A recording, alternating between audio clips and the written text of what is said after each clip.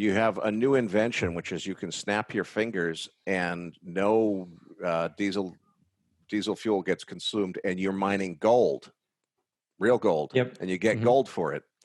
Would you continue to mine the old way if you could do it that way? Well, obviously not. You're going to use the new way. But what would happen to the value of gold in this new mining system? I think it depends. If the scarcity of gold is still the same, but the extraction cost is lower, it changes the value of gold, because if the extraction cost is lower, you can more aggressively exploit the resources that have been discovered. Which means you increase the supply of gold. Which means you increase the supply of gold. What does that do to the price of gold? It lowers it, right?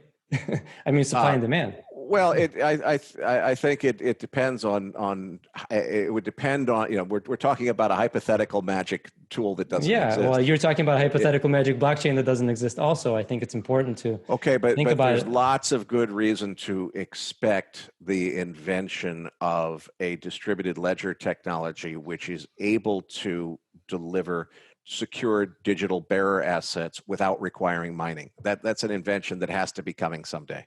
And I think it changes everything. It depends on. I think it depends. Here's where I think the disagreement is, and it's more about how you view what Bitcoin is, right? If you think about it as it's an accounting system, it's a database. This particular database requires a security of, you have to buy a bunch of hardware to invest millions of dollars building out a data center. You have to have really cheap power. You have all these different crazy constraints on just securing this digital database. Then you might say, well, aren't there other databases that are faster and still permissionless and trustless? Which obviously the answer is no. There's 6,000 other attempts at it. Actually, 7,000 now. You mentioned Hedera, but it's literally one of 7,000 coins. So the question is, has it been discovered yet? No, it hasn't.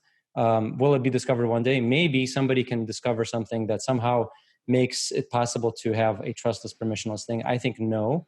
The reason is very simple. If you and I are distributed systems people, right? We know that the latency between the US and China is 200 milliseconds. We know that there's no such thing as a free lunch when it comes to distributed systems. You need to be able to pass information back and forth at some speed. It's not the speed of light.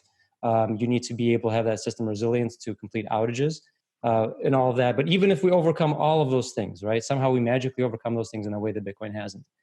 The thing is that people value Bitcoin, and we have to come back to that understanding, is they're not valuing it as a database. They're valuing the actual thing, the bearer asset itself. Mm-hmm. And the reason they value it is because they know that nothing in the world, short of breaking the first law of thermodynamics, can affect that value, because we know that there's no way to create that Bitcoin in any faster way. Right. If there was a way to create it faster, I think that just means you're inflating the supply.